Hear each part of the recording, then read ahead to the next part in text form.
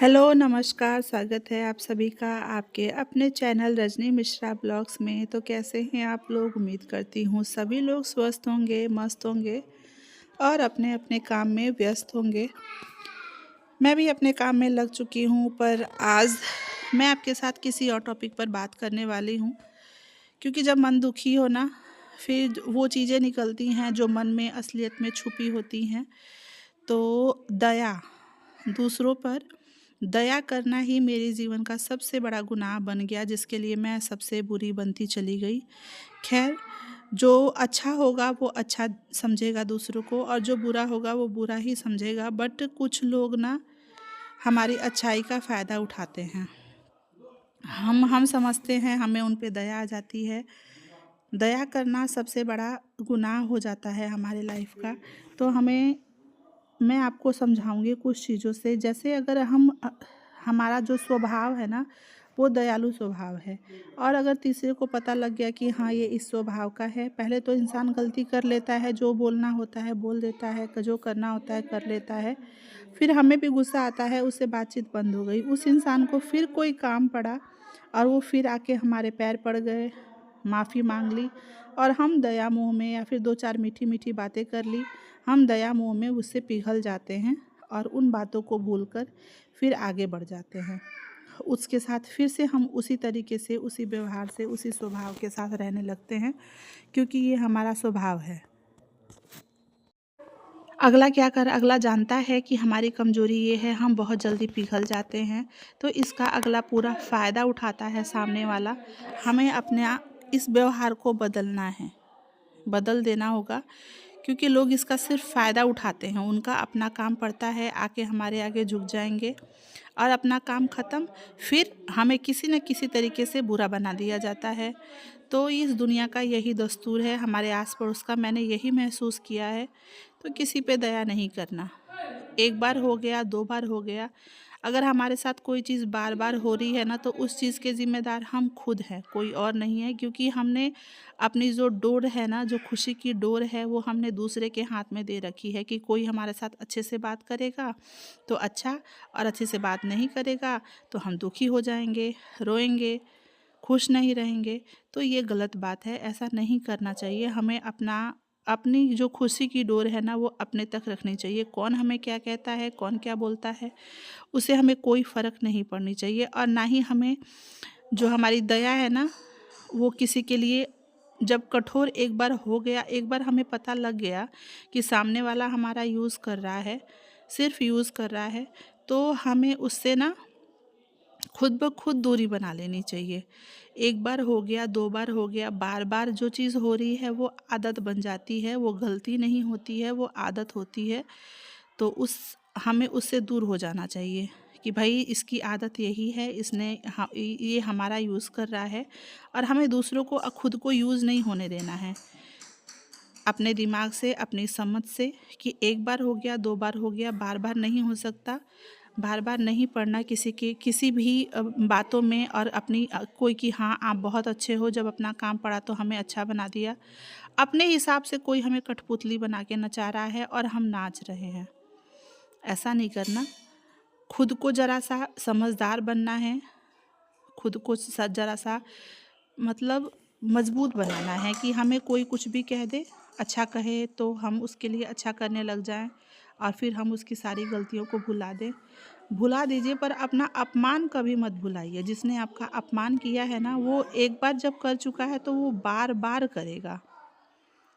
तो हमें चलो, तुमने अगर बात कर लिया तो ठीक, तुम अच्छे तो मैं अच्छा, तुम बुरे तो मैं बुरा, ऐसा बन के रहना है। चाहे हमारे आसपास कोई भी हो, या फिर हमारी फैमिली में, आसपास तो छोड़ दीजिए, हमारी फैमिली में ही ऐसे लोग हैं जिनको अगर काम पड़े तो हम अच्छे हैं, और काम ना पड़े तो हम सबसे बुरे। तो भाई ठीक है, आप जब हमें बुरा बना रहे हैं तो हम बुरे ही बनकर रहेंगे, अच्छा बनने की कोशिश बिल्कुल नहीं करेंगे। श्री कृष्ण ने भी कहा है कि दयालु बनना कोई पाप नहीं है, पर सामने वाले के साथ ज़्यादा दयालु बनना, ये अपने ही दिल के साथ खिलवाड़ करना है। अपनी अपनी अपनी जो खुशियाँ हैं उनके साथ, अपने सुख के साथ, अपने चैन के साथ खिलवाड़ करना है, क्योंकि उसको आदत पड़ चुकी है। वो इंसान हमारी कमज़ोरियों को जान चुका होता है कि हाँ हाँ इनकी आदत है, ये भूल जाएंगे, हमें माफ़ कर देंगे, हम पे दया करेंगे, दया करके हम उनके चिकनी चुपड़ी बातों में आ जाएंगे। वो बार बार ऐसी ही चीज़ें करेगा। हम लोग क्या सोचते हैं कि हमें किसी ने कुछ कह दिया, हो सकता है उसका मूड ख़राब हो सकता है वो अंदर से परेशान हो। ये हमारी ना अच्छाई होती है जो हम उसके बारे में ऐसा सोचते हैं, पर वो अच्छा है नहीं। वो हमारा सिर्फ़ और सिर्फ़ इस्तेमाल कर रहा है और कुछ भी नहीं। तो इससे हमें खुद को बचा के रखना चाहिए। खुद को क्या बचाना, जब हम जब हमारा मन अंदर से शांत होगा, अंदर स्थिर होगा, फिर हम कुछ सही और गलत का निर्णय जो है ले सकते हैं। सामने वाला हमारे साथ बार बार बार बार बार बार एक ही चीज़ कर रहा है और हम उसे बार बार माफ़ कर रहे हैं, उसकी गलतियों को इग्नोर कर रहे हैं, उसे छोड़ रहे हैं। वो हमें मतलब परख चुका है कि हाँ इनका यही है, और मैं ऐसा वो जान चुका है कि ये कहाँ तक, कितना हद तक ये बर्दाश्त कर सकता है, कितना हद तक ये सहन कर सकता है। वो ये जान चुका है और वो करता जाता है और हम बर्दाश्त कर जाते हैं। हम मूर्ख हैं, हमारा मन जो है हम मूर्ख है कि हम उन्हें अच्छा समझ रहे हैं। ऐसा नहीं है। हमें उन्हें माफ़ कर दिया, ठीक है, हमने माफ़ कर दिया, पर अपने अपमान को नहीं भूलना चाहिए। जो हमारा अपमान हुआ है ना, हमें उस अपमान को नहीं भूलना चाहिए। हमें अपनी एक सीमा बांध लेनी चाहिए कि बस एक बार दो बार हो चुका है, अब मैं उसको मौका नहीं दूंगा। जो चीज़ पहले हो चुकी है वो चीज़ अब ना दोहराई जाए। ये मौका हमें दूसरों को नहीं देना चाहिए कि वो हमारे साथ जब जी चाहे आके खेल सके, हमारी भावनाओं के साथ, हमारी अच्छाइयों के साथ। तो ये हम बेवकूफ़ी कर रहे हैं, ये हमें नहीं करना है। मैं अगर गृहिणियों की ही बात लेकर चलूं, अगर हम चुपचाप सब कुछ सह रहे हैं, चाहे वो सास हो, ससुर हो, ननद हो, जेठ जेठानी, देवर देवरानी, जो भी हो, हमारे घर में जितने भी रिश्ते हैं, ये मैं खासकर जॉइंट फैमिली की बात कर रही हूँ कि जब तक हम लोग सब कुछ चुपचाप मुस्कुरा के सह के सारा काम अकेले कर रहे हैं, बना रहे हैं, खिला रहे हैं, पिला रहे हैं, कपड़े धुल रहे हैं, सारा काम कर रहे हैं और चुप हैं, तब तक तो हम अच्छे हैं। भाई हमें खाना दो, हमें टाइम पे पानी दो, जो जहाँ जहाँ बैठा है वहाँ ला के चाय दो। भले मैं घर की सबसे बड़ी हूँ और मुझसे छोटा इंसान बैठकर चाय पी रहा है और मैं खड़ी होकर सबको चाय पिला रही हूँ, तो मैं सही हूँ, ठीक है। और जैसे ही मैं बोल दूँ कि हाँ अब मैं नहीं कर सकती या फिर मैं बीमार पड़ गई, सबके रंग अपने आप हमारे सामने आ जाता है कि अरे ये तो बहुत बुरी है, बहुत बुरी है, ये है, वो है। 50 गलतियाँ, 50 कमियाँ हमारी निकाल दी जाएगी, पर उस टाइम हमारी घर में कोई भी हमारी अच्छाई को ध्यान नहीं देता है। धैर्य रखना सही है, बट एक बार बोलना भी बहुत ज़रूरी होता है, ठीक है। हम लोग जितना बर्दाश्त करेंगे, जितना दबते जाते हैं लोग, उतना ज़्यादा दबाते चले जाते हैं। तो धरती माता बनने की ज़रूरत नहीं है। ये जो सहनशीलता है ना, वो धरती माता के अंदर ही है कि हम लोग धरती पर सारे अपने कुकर्म करते हैं और धरती माता चुप करके बर्दाश्त करती है। पर वो भी बर्दाश्त नहीं करती हैं जब उनका भी जब घड़ा भरता है ना, तो भूकंप, भूचाल ये सब आता ही आता है। ठीक उसी तरह से इंसान भी है कि जितना इंसान बर्दाश्त कर सकता है उतना कर लेता है, पर जब उसकी वो जो सीमा रेखा जब टूटती है ना बर्दाश्त करने की, तब भूकंप, भूचाल आता है जो घर में सारी तबाही लेकर आता है। तब वो रीज़न कौन होता है? सिर्फ़ वो बहू जो सब कुछ कर रही थी और अचानक से उसने करना छोड़ दिया। फिर तो सबको लग गया कि अरे वो कर रही थी और अब अचानक से करना छोड़ दिया। बहुत बुरा लग जाता है लोगों को, लेकिन वो बहू जो चुपचाप काम कर रही थी, अगर वो ये कोई नहीं सोचेगा कि अगर हम लोग उसको उसका इतना थोड़ा-सा उसको सपोर्ट करते, थोड़ा-सा प्यार से करते, तो वो ऐसा नहीं करती। उस समय उसकी अच्छाई उन लोगों को दिखाई ही नहीं देती है कि हाँ, उस बहू में अच्छाई भी है। सिर्फ़ बुराइयाँ दिखाई देंगी।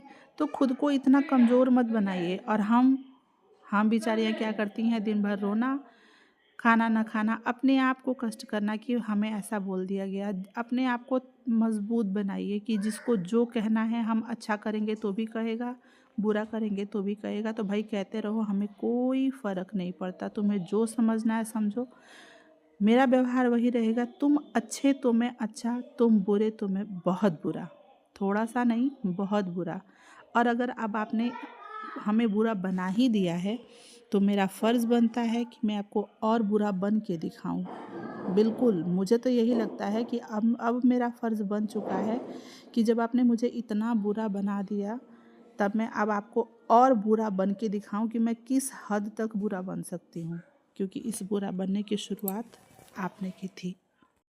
जिस रिश्ते को बचाने के लिए, जिस परिवार को बचाने के लिए हम सब कुछ कर रहे थे, बिना बोले, बिना कुछ कहे, वो रिश्ता हमारे लिए कुछ नहीं सोचता, उसे कोई फ़र्क नहीं पड़ता हमारे बीमार पड़ने से।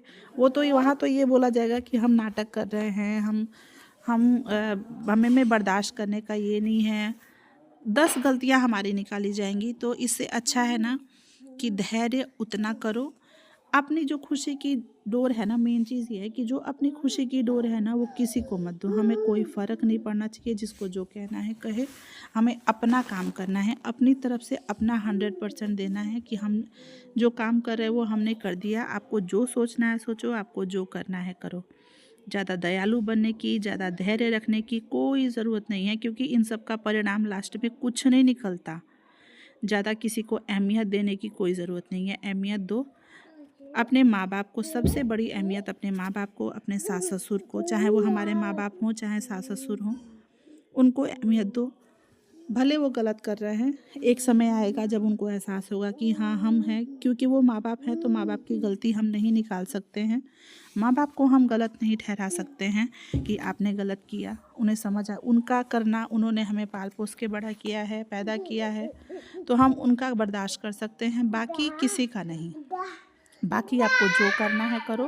भाई खाना बन गया, आप लोग खाइए, नहीं खाना है मत खाइए, कोई मतलब नहीं है। जिसको जो समझना है समझे, जिसको जो करना है करे। हमारी अच्छाई का, हमारी सच्चाई का, हमारी दया का सिर्फ़ और सिर्फ़ फ़ायदा उठाया जाता है, मिसयूज़ किया जाता है, और कुछ नहीं। तो ऐसा नहीं करना है हमें।